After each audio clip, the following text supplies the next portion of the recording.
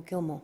Thank you, Deputy Speaker. Well, I rise today to support these bills, and in doing so to stand up and support people in my electorate that want to go to their local satellite university campuses in Nowra, the Shoalhaven campus, and also at Batemans Bay, vital satellite campuses on our New South Wales south coast. And in doing so, of course, we're talking about students, but I think we need to also acknowledge the entire university community that is so important to our local, regional, country communities. There I'm talking obviously about our students, our academics, our tutors, our administrative staff, our library staff, our hospitality staff, support staff, ground staff and security. And you can see there's so many people involved and that are so important to our wider community. But, Deputy Speaker, in November last year, the Shadow Minister for Education and Training wrote to the Minister asking him to consider exactly these changes. And of course, Labor had voiced our concerns that the exclusion of domestic upfront fee-paying students from the tuition protection scheme would create a complex situation where different students had different rights and protections.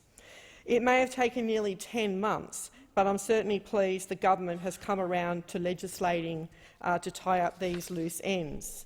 I certainly welcome the practical effect of the legislation to create simpler arrangements for students and processes for decision-making, student placement and loan recrediting.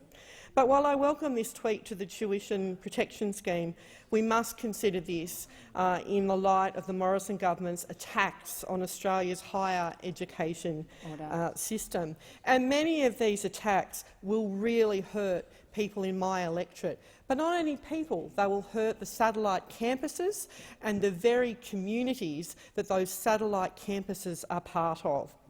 We'll see in my electorate fees more than double for arts courses. And arts courses are very, very popular in my country satellite campuses, and for our popular commerce courses going up by nearly a third. And of course, psychology degrees will cost $3,000 to $4,000 more for a 3 to 4 year degree. I'll talk more about that in a moment in the context of the bushfires and the natural disasters, the many natural disasters that have hit my electorate. Of course, if we look at the seat of Gilmore on the New South Wales south coast, we've been severely impacted firstly by drought, then by the summer bushfires that went for many, many months. We also, amongst that, had 3 disaster-declared floods. That is massive. To go from drought to bushfires to have disaster-declared floods and then, of course, coronavirus on top of that. All of these events have had a massive impact on people in my electorate. When people are talking about coronavirus, and we absolutely have to, we've got hundreds and hundreds, thousands of people still going through bushfire recovery. These are the people in our local satellite campuses that go to uni, their families that are impacted. It is a really big thing in my electorate. As I said before, we've got the Shoalhaven campus and the Batemans Bay campus. The bushfires had a massive impact on those campuses. If we look at the Batemans Bay campus, and I probably don't need to explain that to everyone, we've seen it on the national and the international news, but the Batemans Bay campus, really the bushfires completely surrounded Batemans Bay. It was an immensely scary time for people there, and I know that the staff in the Batemans Bay campus of the University of Wollongong did an absolutely amazing job helping their students. Many of the staff there were impacted themselves by the bushfires, but what they did to help students and to help people get through was simply amazing. They took in and fed community members. They ensured that people had a place to rest and sleep. They coordinated logistics with staff and students. And we've also got to remember that these were fires that went back to November of last year, where students were impacted. So staff were working around the clock trying to help students through that terrible time. I want to thank the campus manager at Batemans Bay, Jamie, and Nicola, the Learning Development Lecturer and Admin. They were both recently recognised in the annual Vice-Chancellors Awards for the University of Wollongong, and quite rightly so, with the support that they gave their students, their staff and people in the community. And also Professor Alison Jones, the University of Wollongong's Deputy Vice-Chancellor for Health and Communities. I think that's quite ironic because we're talking about the bushfires. But Professor Alison Jones, who organised for groceries to be delivered to the Batemans Bay campus in the days after the fires, when staff were struggling to feed all the people they had taken in. Things like toiletries, groceries, batteries to students and to people in the community who either couldn't get home or who had lost absolutely everything. And I think it brings home how important our satellite campuses are in country areas for our students, to help them get ahead, to get an education, a higher education, but also for our local community as well. People in my area have gone through so many tough times. I can't emphasise that enough. It's absolutely been horrific, and we need a higher education system so it's easier for students to go to uni, not to make it more difficult, which this government is doing. We've had the most cruelest year, particularly obviously for our Year 12 students that are sitting their HSC exams this week. It's just been absolutely horrific for them. And I really want to wish them well, and I particularly want to thank teachers and school staff that also interact with our university and our TAFE system and are a solid part of our community. I actually met with students, a number of students in my electorate over recent months, and also actually went with the Minister for Education and visited a fire-impacted school, who were lucky that the whole school didn't burn down, but they were very, very impacted.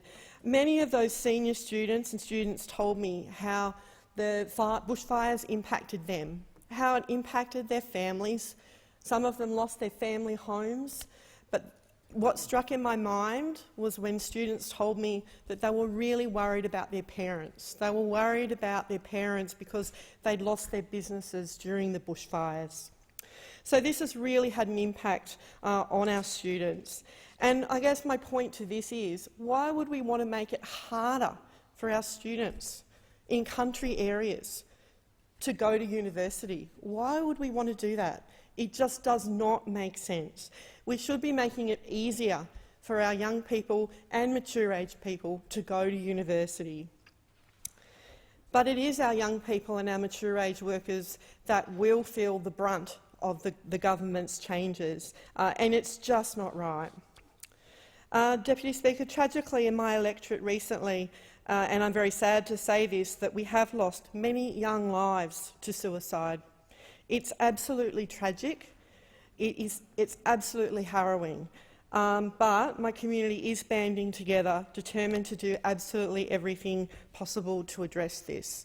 It's not isolated to one particular area, but it does emphasise the quite complex mental health issues surrounding natural disasters. And it also does highlight the issue of natural disasters in our country areas, but it also emphasises the need that we need to support our young people, our mature-age people, so that they do have those avenues to go to university. And my concern is with the changes that the government has implemented is that it will make it harder for people. It is not right to be making it harder for people to go to university. Deputy Speaker, if you look at my area, we have traditionally quite high youth unemployment, and we have actually one of the lowest workforce participation rates in Australia. We have, if you look at my electorate, we have quite a low income levels, around $500 a week. That's quite low. So just like the member for Lingiari was saying, you know, how do young kids, adults, mature-age workers wanting to retrain, they need that local university campus there so that they can retrain. It is absolutely vital for them. They can't hop on a bus. They can't hop on a train. There is no public transport for them unless they have a car, and if they're on $40 a day, how do they do that? How do they travel an hour or 2 hours to get to the next campus in Wollongong? We should be encouraging and helping more people to go to TAFE and to university, not less. It's absolutely critical, if we want to help our young people and our mature age people, that we give them every opportunity we can to go to TAFE or to go to university. In my electorate, we have a high Indigenous population. And I'm really proud to say that our university campuses have wonderful programs, and we have quite a high take-up of arts courses of Indigenous students, and I think that's absolutely wonderful. But my fear here is that these changes will absolutely hurt particularly our Indigenous population, our students, also our women that are retraining as well. It's really going to hurt people. We've had wonderful success stories through our local university campuses and TAFE campuses where mature age people have done arts courses and have gone on to do other things as well and got jobs. How can we say that we don't value that? We shouldn't be putting those fees up like that. We should be encouraging more people to do arts courses, to gain employment, create employment, and also to create businesses. So the reality is that higher fees for our arts and humanities subjects will unfairly disadvantage people, particularly women and our First Nations people. Deputy Speaker, we're meant to be closing the gap. We're absolutely meant to be closing the gap. But this government's approach is just making it that much harder for people. And it's really sad. It is absolutely not right. And our young people scraping through to get to uni, they've gone through the bushfires, they're going through coronavirus.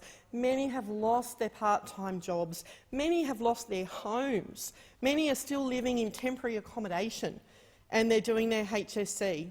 And this government is making it harder for them to go to university. That's not right. That's wrong. Arts courses fees more than doubled, commerce courses hiked by a third, psychology courses $3,000 to $4,000 dearer, at a time when we will need more people working in health to help people. With what our whole country has gone through with coronavirus, but bushfire recovery, we need more workers in psychology to help people. So both Shoalhaven and Batemans Bay campus have been heavily impacted by the bushfires, but they are pivotal for local spending and local jobs. Those staff that work in those satellite campuses, I see them everywhere in my community. They're volunteers with the local RFS. They have kids at the local school. We have to support our arts students, our humanities students. We have to support our local satellite campuses. The changes that the government has implemented will mean less funding for our satellite campuses. That is not what we need. We need more funding and more support for our satellite campuses. We've already seen where the government has excluded universities from JobKeeper. We've already seen where the government has said we've got a hiring credit incentive, but we're going to exclude people over the age of 35. Well, in my community, we have one of the highest numbers of age pensioners in Australia. We have a high take-up of mature age courses, and we should not be hurting those people. Deputy Speaker, I was a TAFE teacher and a university tutor for a long time before I came to this place. I'm proud of that. But what I've seen happen to TAFE and to university is very, very sad. We need to make sure that our TAFE and our university sector are funded properly. We need to make sure that the pathways for our young people and for our mature age people to go through from school to TAFE and university are there at any stage of life, for whatever reason. If people need to retrain so that they can do that, we need to make sure that our unis are funded properly, that the fees aren't hiked like the government's doing, so that we can encourage more people to go to university so that they can get ahead. in life. Thank you. I thank